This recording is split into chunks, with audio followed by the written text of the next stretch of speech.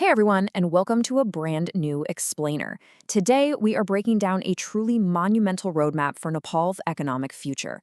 Finance Minister Dr. Swarnam Waghel just presented the national budget for the fiscal year 2026-2027, or 2083-84 if you're looking at the local calendar. It's being called a major reform-oriented plan designed to really shake up the economy, prioritize technology, and completely rethink taxation and agriculture. But, what does all of this actually mean for the country? And much more importantly, for your pocketbook? I am absolutely thrilled to guide you through the data today, so let's get right into it. Okay, let's dive into this. 2.12 trillion rupees.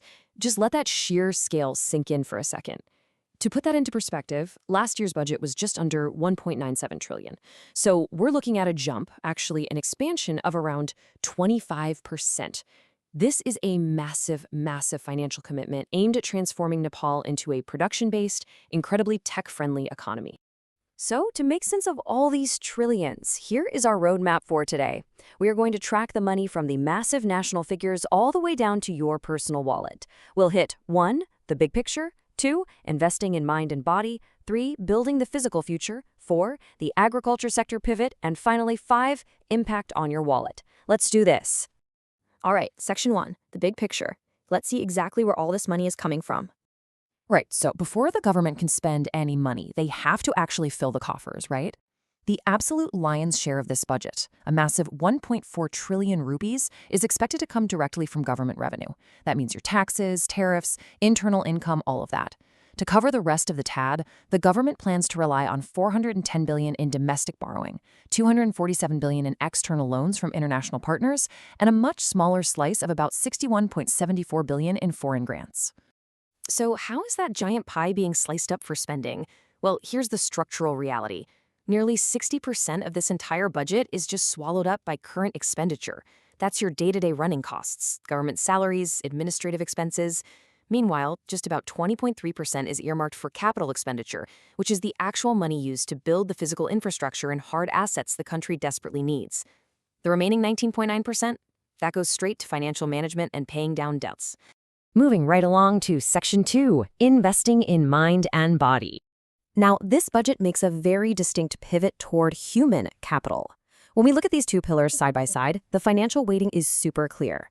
The government is handing a staggering 218.3 billion rupees over to education, making it one of the absolute largest single priorities in the whole budget. Over on the health side, the sector receives a really robust 101.95 billion. Both are huge investments for sure, but that heavy emphasis on education signals a massive push for a knowledge-based economy. So, what is all that education and tech money actually doing? Well, consumers will get a 10% VAT rebate just for using digital payments. And this brilliantly illustrates the government's digital strategy, heavily incentivizing everyone to ditch cash. Over in education, migrant workers will now actually have the chance to study through an open university system, which is just fantastic for inclusivity. We're also seeing a nationwide clean toilet campaign for schools. Oh, and this is huge. Nepal Telecom, NTC, will sell 34% of its shares to the public to raise funds for tech development while keeping 66% government ownership. Now, perhaps the absolute most futuristic promise in this whole budget is the establishment of the new Sovereign AI Center in Suchtar. The government is planning to buy thousands of AI processing units to provide highly subsidized computing power right to local AI entrepreneurs and startups. This is a brilliant direct play to position Nepal as a regional tech hub and hopefully stop the brain drain of our top IT professionals. Switching gears to the health side, that 101.95 billion rupees translates into some incredibly compassionate human-level policies. Get this, the government is making childhood cancer treatment completely free in government hospitals. Amazing, right? They've also set a super aggressive target to get 90% of citizens covered under health insurance within just 3 years. Plus, to reduce dependency on imports, Nepal Drugs Limited will be empowered to produce 25 essential medicines locally. Oh, and to boost the morale of our critical frontline workers, the night duty allowance for nursing staff is literally being doubled. Okay, Section 3, building the physical future. While capital expenditure is only sitting at about 20% of the total budget, they have carved out massive funds, over 286 billion rupees for roads and urban development. But, the big question is always, when will it actually be done? Well, here's the timeline. First, the Nagtunga-Sisnocola Tunnel, which is already 98% done, will officially open by mid-July.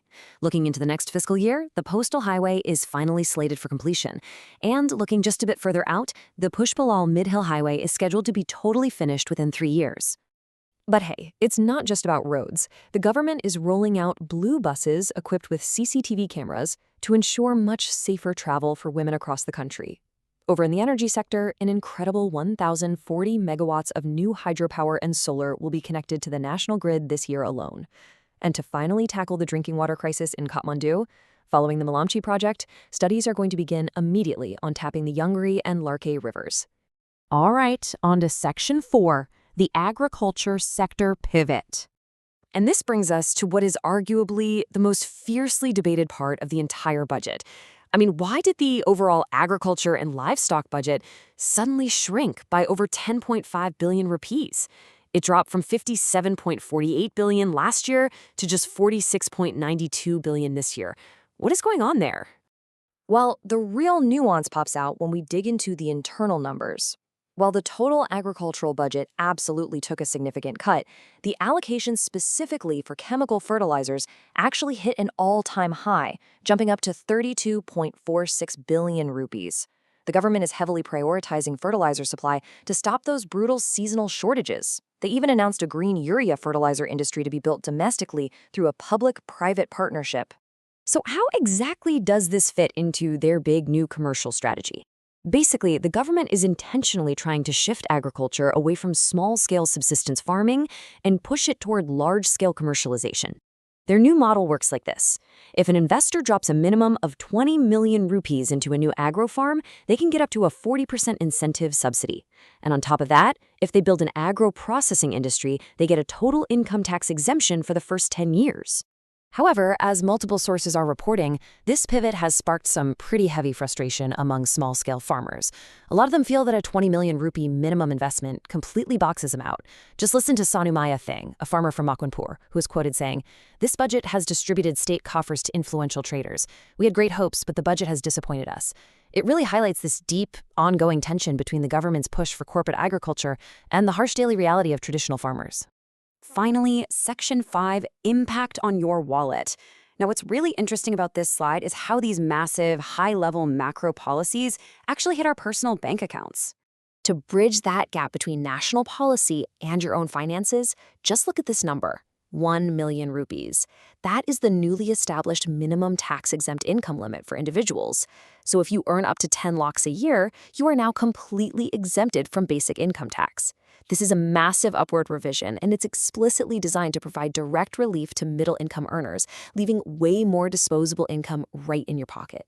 But you know, the relief isn't just sitting at the bottom bracket. The government has actually slashed the highest income tax rate from a staggering 39% down to 29%.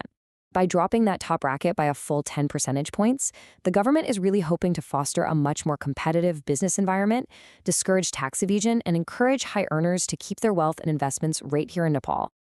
And hey, if you happen to work in the public sector, there is a very specific boost coming your way. Civil servants, military personnel, and teachers will see their remuneration increase by a total of approximately 21%. This comes from a 10% hike in the starting salary scale, which, by the way, is the first hike in 4 years, combined with a brand new 10% monthly incentive allowance based entirely on performance. So from a 2.12 trillion rupee master plan all the way down to a 1 million rupee tax threshold, the fiscal year 2026/27 budget is just a bold, sweeping attempt to restructure Nepal's entire economic landscape.